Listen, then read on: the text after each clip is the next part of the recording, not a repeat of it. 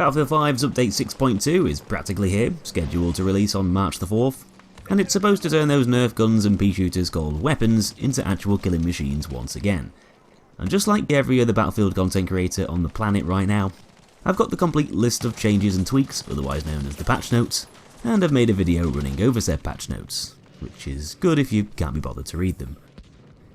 Weapon balance is obviously the main thing that features in the update, and it's the thing that everyone's been waiting around for since that infamous Update 5.2 launched back in December, when DICE decided to mess around with all the gun stats and upset lots of people they probably shouldn't have. Just like I normally do when it comes to patch notes, I'll be linking the complete list in the description, just in case you miss something along the way or you want to check them out yourself. Community Manager Freeman's given us a quick summary of the patch, which I'll read out to you guys right now. It basically says, our big focus for Update 6.2 targets a revision for our existing weapon balancing, returning the base time to kill values of most weapons back to the experience found at the start of Chapter 5. At distance, we've improved the damage drop-off to ensure that the pace remains satisfying, and modified our recoil values to ensure the guns are both dangerous in combat but harder to control. Alongside these changes, we're also pleased to finally bring tank customization to the game. Customize your tanks with new paint jobs, turret and chassis dressings. You'll find new items available for purchase in your company using company coin. Below I've detailed all of the additional changes made to Battlefield 5 in this update, with changes being made to Solomon Islands and Wake Island, as well as improvements to audio prioritization. Anyway, actual damage figures haven't been given in the patch notes, which is kind of annoying, because it would have been nice to see exact changes. Though going off another statement they provided, we can assume that lots of things are going to be changing back to how they were in Update 5.0. This statement is as followed. We'll be maintaining a drop in range damage, but one that is smaller than has been in both 5.2 and 5.2.2. Additionally, range damage is now based on a weapon's class rather than its fire rate. Overall, you'll find that weapons do more damage up close, and that the experience engaging a player at range is more satisfying. Assault rifles and LMGs will hit harder at range than SMGs, with the equivalent fire rate. Recoil and accuracy values have been adjusted to be consistent with the values used in 5.0. The only exception is the Type 2A, which has had a substantial increase in recoil to balance it within the SMG class. Bolt-action rifles now have higher muzzle velocities across the board. These weapons are Battlefield's longest range weapons, and are outperformed by other weapons due to the bullet velocity. This adjustment will return bolt-action rifles to be the kings of long and very long range combat. We have also increased Type 11 muzzle velocity slightly for both the default and high velocity bullets. This should help differentiate the Type 11 more from the Bren, and help to make its range performance stand out. So I'm just going to simply go through the notes that we've been given. There's quite a lot of general changes, gadget tweaks, map fixes and stuff like that, so yeah, here's the list. The general changes include tweaked the damage values for the Bazooka and Panzerfaust. The Bazooka now does slightly less damage, especially for poor angle hits, reflecting its role as a longer range sniper weapon. The Panzerfaust does slightly more damage, especially at poor angles, returning it to the solid all-round reliable anti-tank weapon. The Bazooka now one-hit kills enemy airplanes. The Lunge Mine now deals the correct amount of damage and is more consistent. The Lunge Mine no longer causes an unexpected second explosion after it has been selected if the player had already previously used it. The Lunge Mine now properly destroys stationary weapons. Improve the Panzerfaust's third-person reload animation while in a dinghy boat. When equipped with some upgrades, the 2x scope on the M2 carbine did not zoom in properly. This has now been fixed. Flamethrowers can no longer be fired when the reload animation plays, if the player uses a pouch at the same time. Emblems no longer clip when applied to the M2 carbine. Anti-tank grenade throwback functionality has now been fixed. Ensure that the ammo belt disappears correctly when using the drum mag on the MG34. Reduce wind impact on smoke emitted by smoke grenades and other smoke screens. Gadgets no longer float in the air when switched in the game world. Fixed an issue with the bolt action animation for the boy's anti-tank rifle. Fixed an LOD issue with the M1918A2 on its bipod leg. Fixed an issue where certain smoke effects would not be properly blocking enemy spotted icons. Smoke barrage for instance. Fixed an issue with the KI-147 and the V1 rocket, sometimes not having an engine sound. Fixed a bug that would sometimes allow the spotting scope to spot enemies behind walls. Fixed an issue that would cause an unintended soldier scream to play throughout the explosion when using a lunge mine. Fixed an issue that would cause reloads not to count if the player healed during the reload animation. Fixed the spotting scope's glint not being aligned with the scope itself. Corrected the ammo crate to have a pickup glint effect when being held in the player's hands.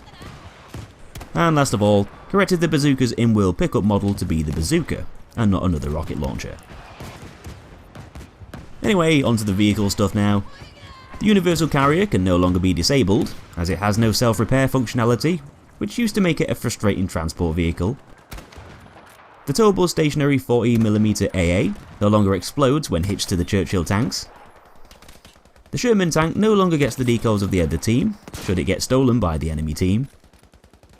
The Corsair F4U-1C back wheel no longer clips into the rail rudder when it retracts after takeoff.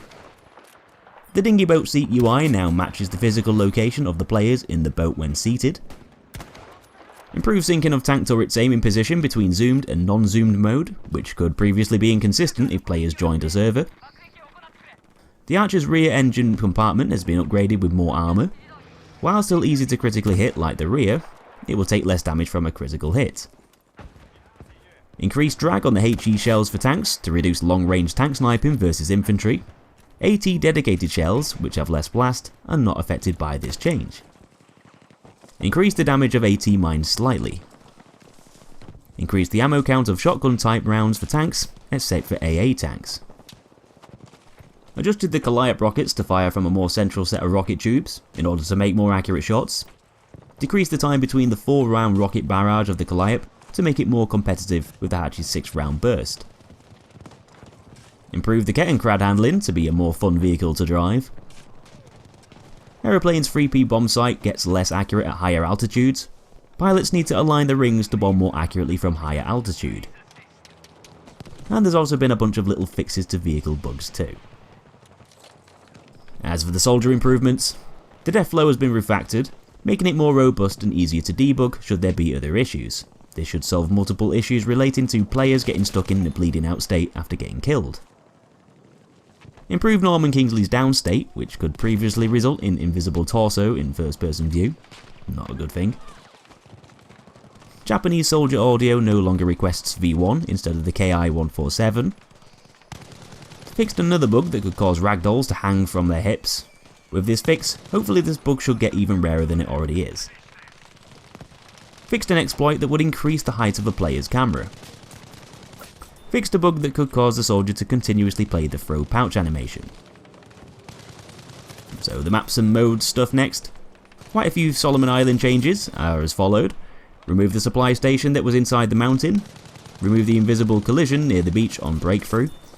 Fixed an issue located inside the crash plane that could cause players to get stuck. Fixed an exploit that could allow players to hide inside a mountain wall. Removed a duplicate static track that was placed on top of another truck. Fixed multiple issues that would allow players to reach unintended areas of the map. Once the AT cannons have been destroyed, they have to be rebuilt. Previously, they would incorrectly respawn. Some water no longer squirts dirt effects when being fired upon. Rain effects no longer go through the crashed airplane and military barracks.